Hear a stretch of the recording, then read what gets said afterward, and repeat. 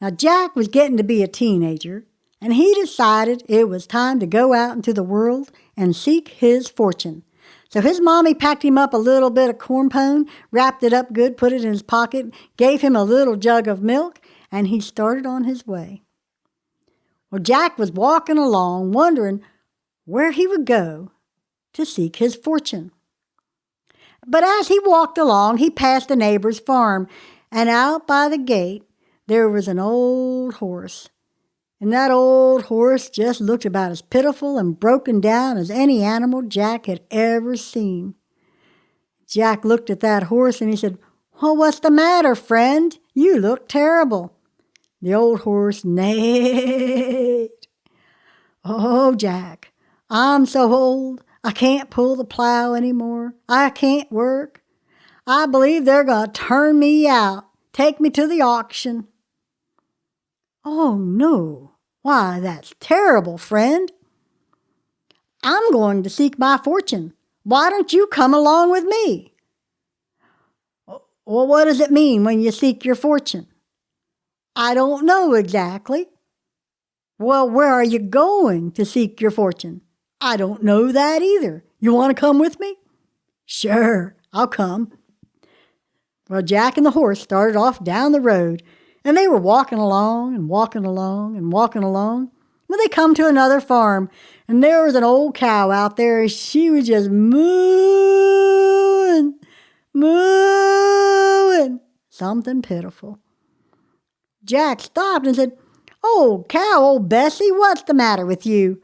"Oh, it's terrible, it's terrible. I can't give any more milk. The farmer says I'm no good for anything. He said he's going to send me to the butcher, have me ground up into hamburger. Oh, it's terrible." Jack said, "Well, that's awful. Why, we're going to seek our fortune. Why don't you come along with us?" "What does that mean, to seek your fortune?" "Well, I don't know." "Well, where are you going to seek your fortune?" "I don't know that either. You want to come with us?" "Sure, I'll come. It beats getting made into hamburger." And down the road they went, and they were just walking along and walking along and walking along when they come to another place, and there was a rooster up on the fence post, and he was trying his best to crow. "Why, what's the matter with you, old feller?" "Oh, it's awful. The preacher is coming for Sunday dinner, and they're going to throw me into the stew pot. I heard 'em talking about it." "Oh, that's awful. Why, we're going to seek our fortune. You want to come along?" "What does seeking your fortune mean?" "Well, I don't know." Well, where are you going to seek your fortune?" "I don't know that either. You want to come?" "Sure, it beats getting put in the stew pot."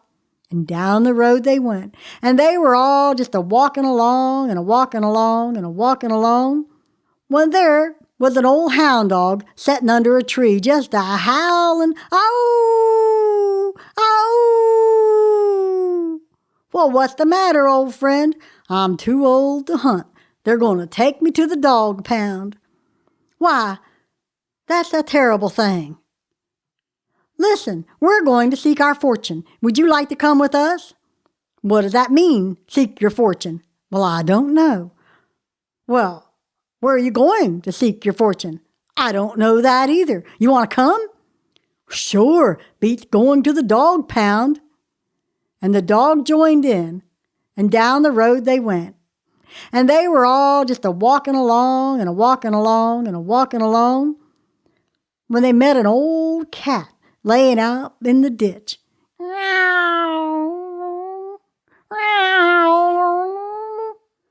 Oh, that is the saddest song I ever heard. "What is the matter, old cat?" "Oh, I'm too old to catch mice. They've put me out of the barn. I'm not allowed to come back to the farm. I don't know what I'm going to do." "Well, we're going to seek our fortune. You want to come along?" "Well, what does that mean, to seek your fortune?" "Well, I don't know." "Well, where are you going to seek your fortune?" "I don't know that either. You want to come?" "Sure, I'll come. I got nowhere else to go." Well, down the road they went, and they were just a-walking along and a-walking along and a-walking along when they got to feeling right hungry. Jack turned around and looked. Are y'all fellers feeling hungry? And they all thought they were. Jack said, well, we got to find us something to eat. And he looked up the road, and just ahead there was a house. Jack looked over at the house, says, I'll go over there, ask them if they got anything we can eat. Y'all wait right here. And he went over and he pounded on the door. But nobody came. And he pounded on the door again. But nobody came.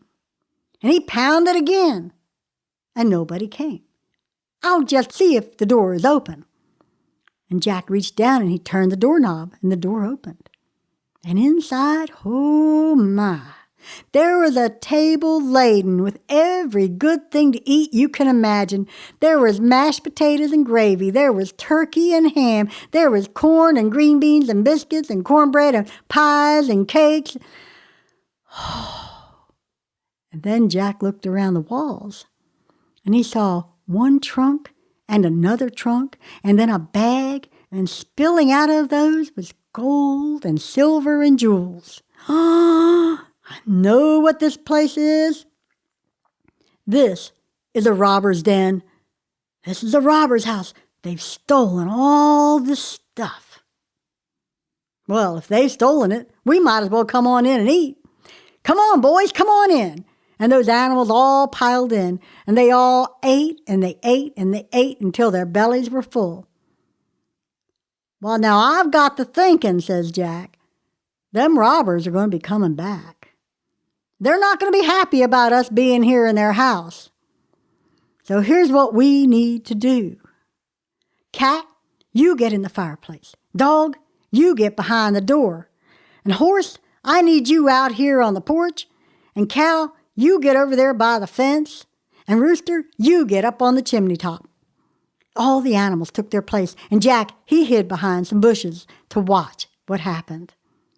Well, about dark, a band of robbers come down the road. The leader looked ahead at the house and said, Hold up, boys. The door is wide open. We didn't leave it like that. You boys stay here. I'm going to go and see what's going on. And he went on ahead to the house. Crept in the door. It was so dark he couldn't see. So he went over to the fireplace to blow on the ashes and blow up the fire. But when he blew, he blew those ashes right into the cat's face. Yow! The cat jumped up and gave that man such a scratch on his arm that he jumped up and ran for the door, where the dog came out and bit him on the leg. Out on the porch he went, just a-yelling and screaming, and that horse kicked him out into the yard, where the cow caught him on her horns and threw him up in the air and back out onto the road. And up on the roof, the rooster was just a-crowing away. "Ar-ar-oo! Ar-ar-oo!" Well, that robber hit the ground running, and he didn't stop until he reached his band of men. Boys, we can't go back to that house. Run! Run! They all ran up the road a long ways before they stopped. Wait a minute. Why are we running?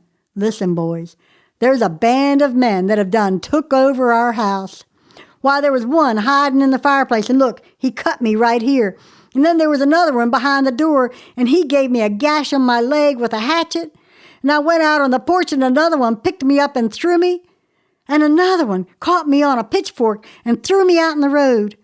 And up on the roof, there was another man, and he was hollering, "Chunk him up here to me! Chunk him up here to me!" Boys, we can never go back to that house. We've got to get out of here before they come after us. And those robbers took off running and running, and they were never seen again. Jack and his animals come out. They loaded up all the jewels and treasure they could. Jack took them all back home to live with him and his mama, and last time I heard, they were all doing right well.